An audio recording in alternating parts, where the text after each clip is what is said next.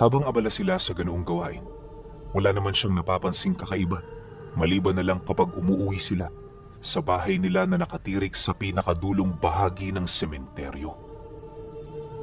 Bago kasi pumasok ang tatay niya sa loob ng bahay, nakikita niya itong umuupo muna sa harapan ng isang patay na puno na naroon lang sa likuran ng bahay. Sa dinami-rami ng punong naroon pinuno, ang punong yun ang tila bang pinapahalagaan ng husto ng tatay niya. Wala siyang ideya kung bakit ito nangyayari. Pero ano man yun, pinipili niyang ito ay palagpasin at ipagsawalang bahala. Para kay Manyo, masyado nang marami ang mga kakaibang bagay na kanyang nasasaksihan, kaya ayaw niya na itong dagdagan. Ngunit, ilang araw bago sumapit ang linggo ng Semana Santa, nagbahagi ang tatay niya ng isang katakatakot na banta. Isang hapon, nang mataong walang libing sa sementeryo, kinausap siya nito ng pribado. Akala niya noon kung ano lang, kaya sumunod siya rito nang walang iniisip na kahit na ano. Ngunit, pagpasok nilang dalawa sa kwarto nito, agad siya nitong pinaupo, sabay abiso sa kanya na huwag na munang magsalita. Nang marinig niya ang sinabi ng tatay niya, tahimik lang siyang sumunod. At makalipas lang ang ilang minuto, humarap ito sa kanya, bitbit ang isang punyal na ginagamit nito kapag nagre-ritual ito sa lupang pinagtitirhan nila. Nang maitarak yon ng kanyang ama sa lamesang pumapagitna, dito na ito dahan-dahang nagsalita ukol sa kasalukuyang sitwasyon. Anak, magmula nung ikaw ay isinilang, marami akong bagay na pilit inililihim sa'yo. At ngayong malaki ka na, alam ko na karapatan mo na malaman ang totoo. Malapit na tayo sa araw ng pagkamatay ng ating Panginoon.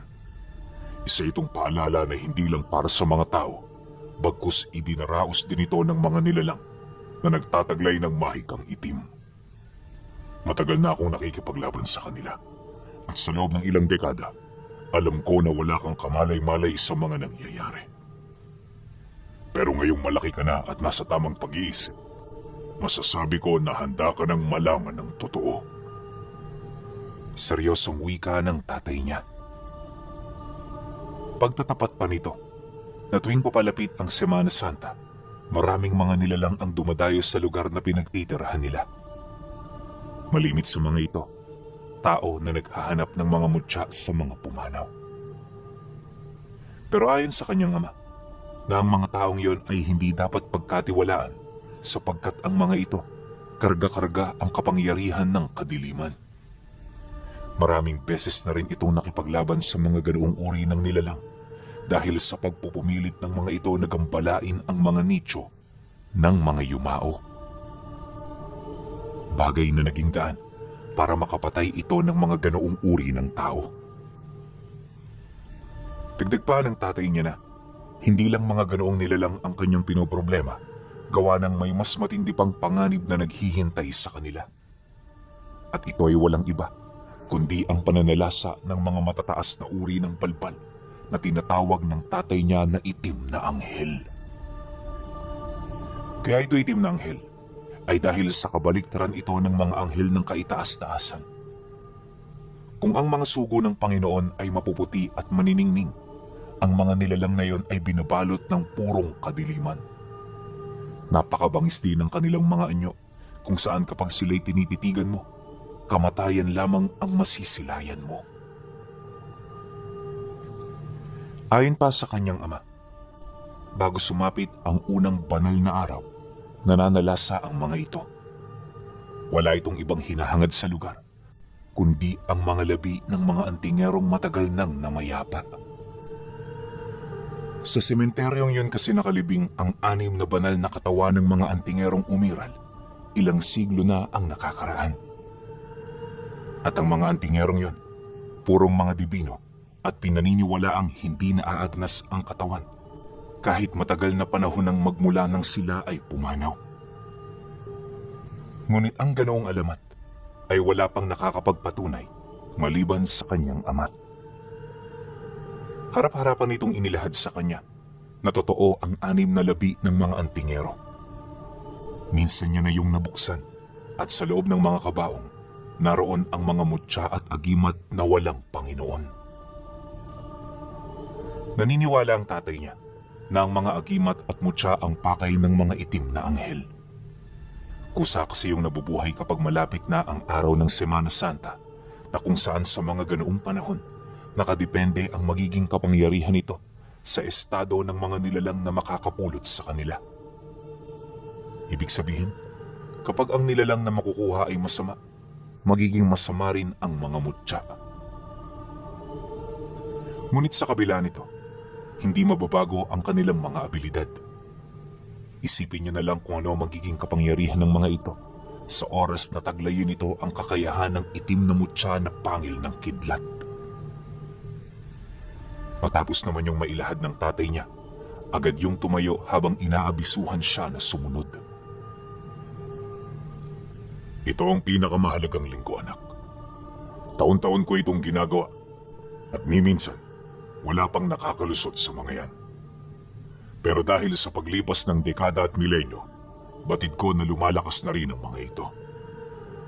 Kaya sa kabila ng aking abilidad, nababahala pa rin ako na baka magkaroon ng pagkakataon sa aking buhay na hindi ko na sila mapigilan.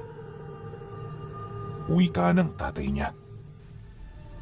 Nabanggit din ito na nais nitong matuto ng maaga si Manyo upang kung sakali mang manghina siya, magkakaroon siya kaagad ng tagapaghalili niya.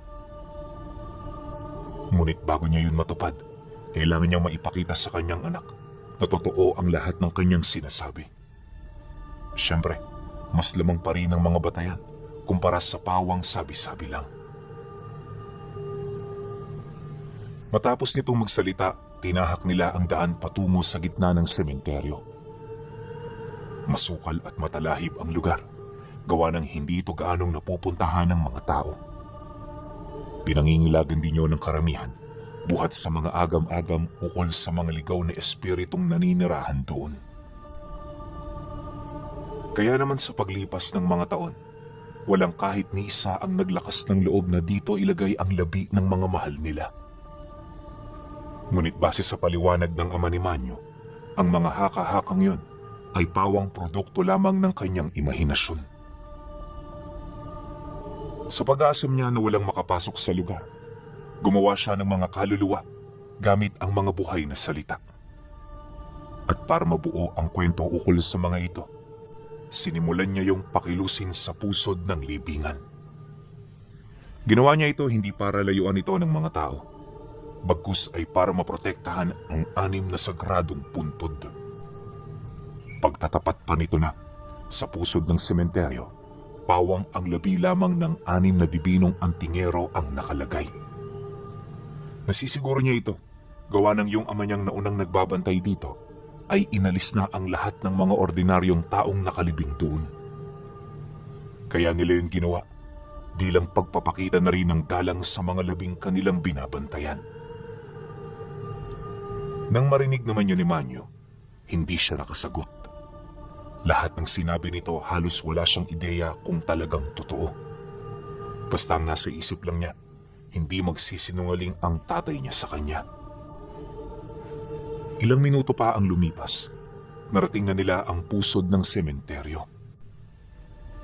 At kagaya ng inaasahan, napapaligiran na yon ng mga talahib.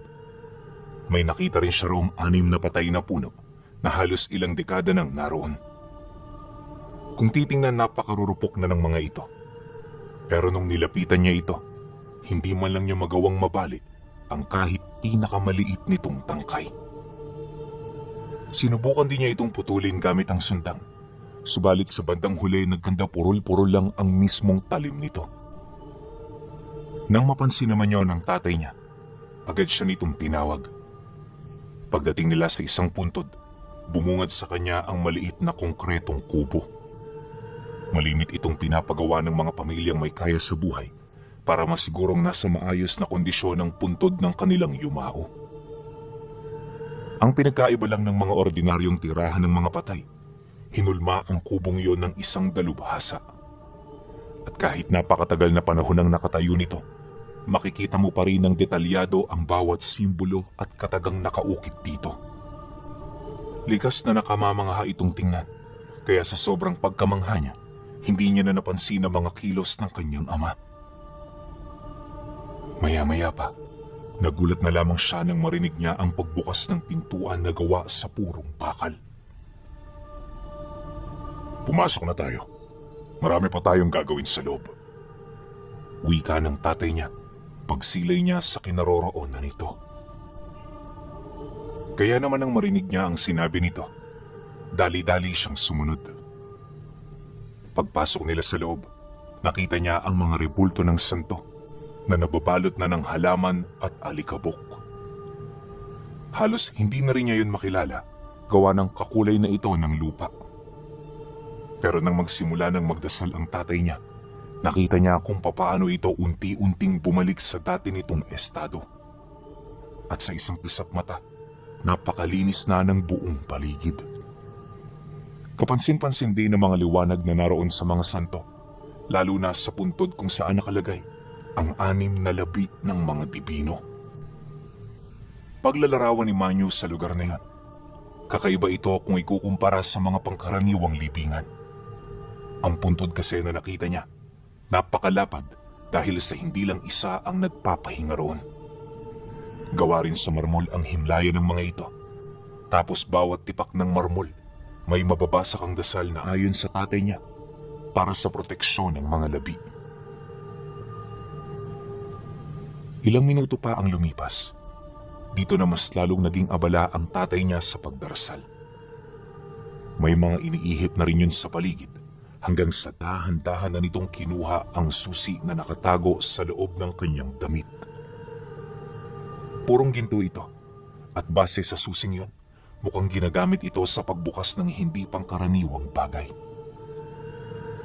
Maya-maya pa, ipinasok ito ng kanyang ama sa isang maliit na butas sa ilalim ng puntod. At paghigpit niya rito, gumana ang mga mekanismo na sa namang nagtulak sa mga tipak ng marmol hanggang sa maiahaw na nito papaitaas ang 6 na ataul. Gawa sa bakal ang mga ataul, pero nakapagtataka, bakit hindi man lang ito dinapuan ng konting kalawang o hindi naman kaya'y alikabok buhat sa tagal na nitong pagkakabaon. Dala ng kuryosidad, marahan niya itong nilapitan kung saan pagsilip niya sa ibabaw, nakita niya ang maamong mukha ng dibino na parang natutulog lang. Matapos niya itong masilayan, dali-dali yung ibinalik ng kanyang ama sa orihinal nitong pinaglalagyan. At nang maisara na nila ang puntod, nagmamadali yung lumabas. Wala siyang ideya sa kung ano ang gagawin nito. Pero pakiramdam niya, may nangyayari na hindi niya alam. Paglabas nila ng puntod, napansin niya na madilim na ang buong paligid. Habang siya ay nagmamasid, dali-dali namang isinarado ng kanyang ama ang bakal na pinto ng himlayan. Akala niya pagkatapos noon uuwi na sila, pero paglapit nito sa kanya, inabisuhan siya nito na dumikit sa pinto. Dagdag pa ng tatay niya, wag na wag siyang aalis sa lugar na yon hanggat hindi nito sinasabi. Kaya naman nang marinig niya ito, hindi na siya nagtanong. Agad niya itong sinunod habang bakas sa kanyang muka ang matinding pagkagulat. Segundo pa ang dumaan, may nakita siyang 2 lalaki na bigla na lamang lumitaw sa kanilang harapan. Sa itsura ng mga ito, mukhang galing yun sa baryo, pero ang nakapagtataka, bakit may mga suot itong kwintas na kakaiba? May mga marka rin yun sa muka, tapos kapansin-pansin ang daladala nitong sundang na parang kahalintulad ng punyal ng tatay niya. Matapos naman niya yung masilayan, tahimik lang siyang nagmasid sa tabi.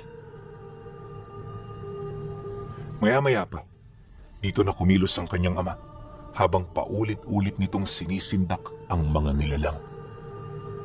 Pagharap naman nito rito, gumuhit ito ng pahalang na linya kasabay ng pagwika nito ng, "Ito ang pagitan ng lupa na pwede niyong apakan. Sino man ang lumagpas, mamamatay sa aking mga kamay." Pagkasambit nito ng mga kataga, walang pag-aalangan nitong hinugot ang punyal. Matapos niya yung gawin, tinitigan niya yon ng mata sa mata sa paniniwalang nasisindak ito sa mga katagang binitawan niya. Ngunit imbis na matakot ang mga nilalang, ngumisilang naman ang mga ito na parabang hindi nila alintana ang kanilang mga narinig. Di nagtagal, bigla namang nanlaki ang mga mata ni Manyo nang makita niya ang mga itong humihiwa ng malalim sa mga palad nila kasabay ng pagsambit ng mga engkantasyon. Pagtulo ng dugo nito sa lupa, bigla yung dumaloy habang naglilikha ng kakaibang simbolo. At sa isang kisap mata, nakarinig siya ng mga dagungdong sa lupa kasabay ng pag-ahon ng kakaibang nilalang sa likuran ng mga ito. Pagmasdanin niyo ang bunga ng ilang taon naming pakikiisa sa mga dyablo. Magsipaghanda kayo dahil ngayon na ang araw na kukunin namin ang matagal na naming pinapangarap. Sigaw ng isa sa mga ito na sinabayan naman ng atungal ng nilalang na nilikha gamit ng dugo. Matapos naman itong makapagsalita, agad yung nakaramdam ng panghihina. Pagsilay naman dito ng kanyang ama, mahinahon nito roong sumagot ng, "Pasensya ka na, pero kagaya ng lahing pinagmulan mo, kabiguan lang din ang naghihintay sa inyo." Pagkasambit dito ng tatay niya, sa kumpas ng kamay nito na kagawain ng lagusan na dinaanan ng puting lobo na merong 3 buntot. Doble ang taas nito sa kalabaw, kaya naman nang masipat yon ang nilalang na tinawag ng dalawa, halos hindi nito maiwasang manghina at masindak sa nasilayan niya. Subalit dahil sa nilikha yun ng ritual, wala itong nagawa kundi ang sumugod, alinsunod sa utos ng dalawa nitong Panginoon.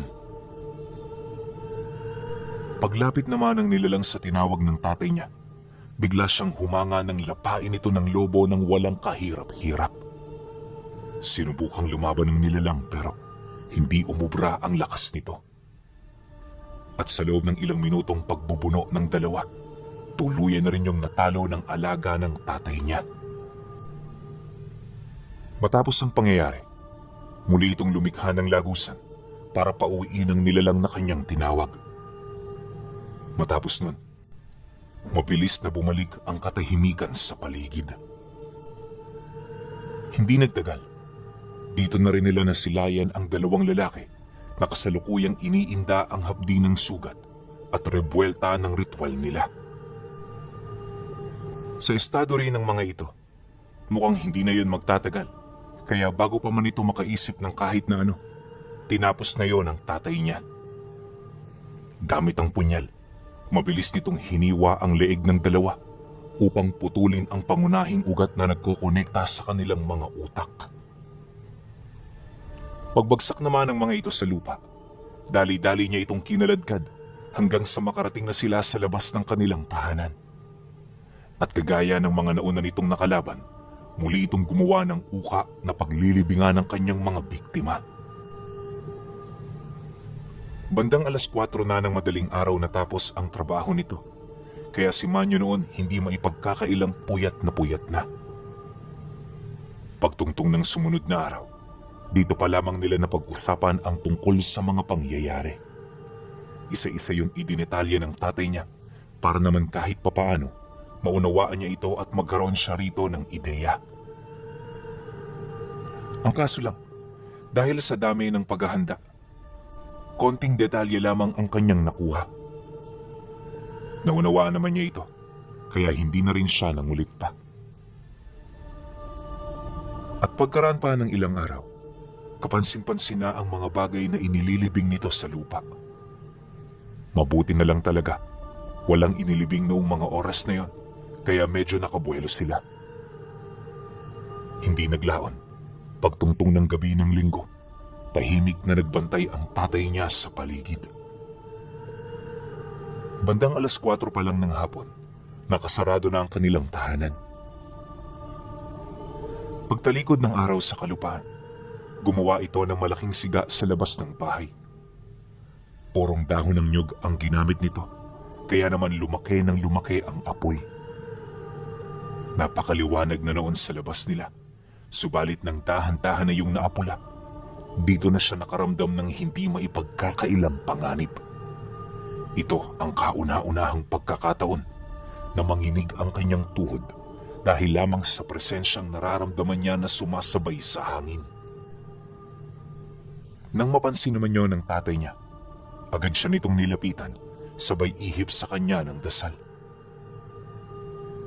Magpakatatag ka, anak, sapagkat hindi lang yan ang iyong makikita.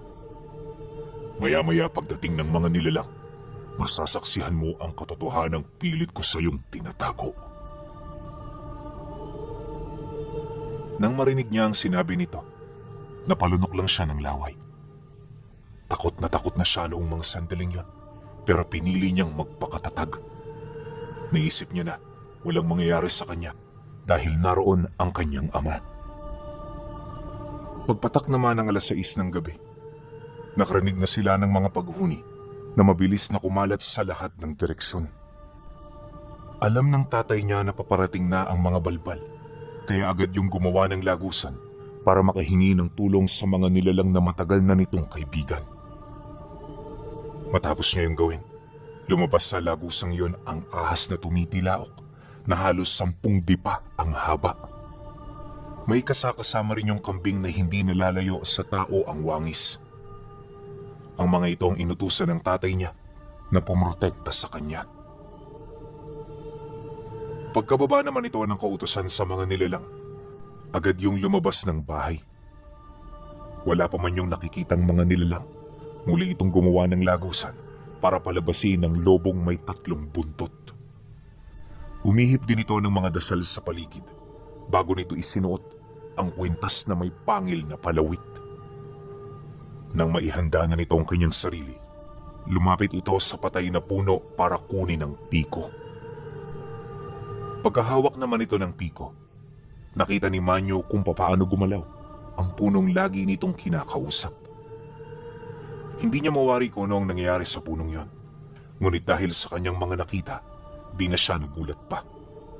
Basta, pagkabunot nito ng mga ugat, dali-dali itong lumapit sa tatay niya at naghihintay sa pagdating ng mga nilalang na makakalaban nila. Ilang minuto pa ang lumipas. Mula sa kalangitan, may narinig siyang tunog na parang bumubulusok patungo sa kanilang tahanan. Pagtingala niya, dito niya nasilayan ang parang mga anghel na papalapag sa lupa. Hindi niya kaagad nasipat ang mga itsura nito, gawa ng binabalot yun ng kani-kanilang mga anino.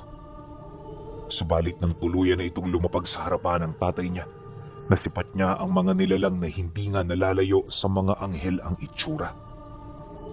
Yun nga lang, sadyang nakakapangilabot ang pagmumukha ng mga ito, gawa ng bukod sa mga humpak nitong pisngi, may mga galamay din yun sa kanilang mga bunganga na parabang ito ang kanilang mga dila. Naglalabas din yun ng kakaibang huni na may hahalin tulad mo sa huni ng isang ibon. Pag-atungal naman ng mga nilalang na yan, hindi na ito nagdalawang isip na sumugod. Kaya naman ang masipat ito ng tatay niya, agad itong humawak sa isinuot nitong kwintas, dahilan ng biglaan itong paglaho. Sa isang kisap mata, nakita niya itong lumitaw sa harapan ng isang nilalang habang nakatarak na sa may bandang puso nito ang daladala nitong piko.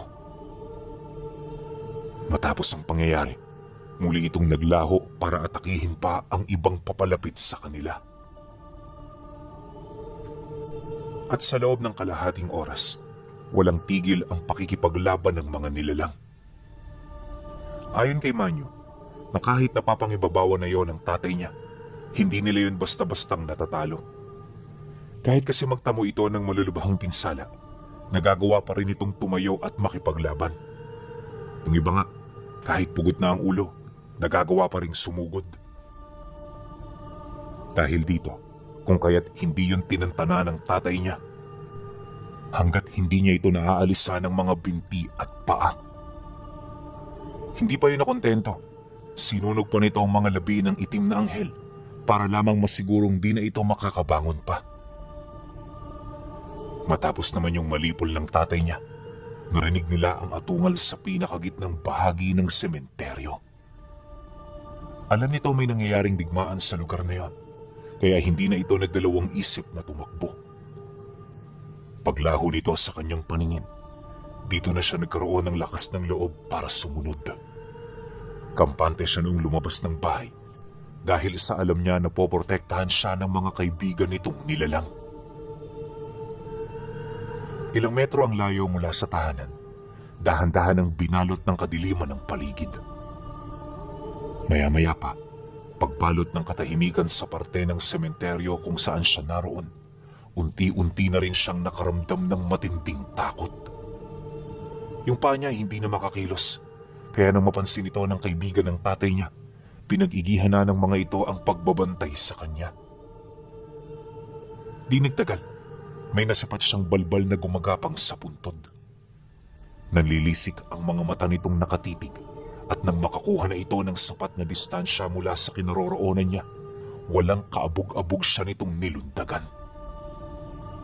Ngunit di pa man yun nakakalapit, nagawa na itong mapuluputan ng ahas kasabay ng agaran nitong pagtuklaw sa liig.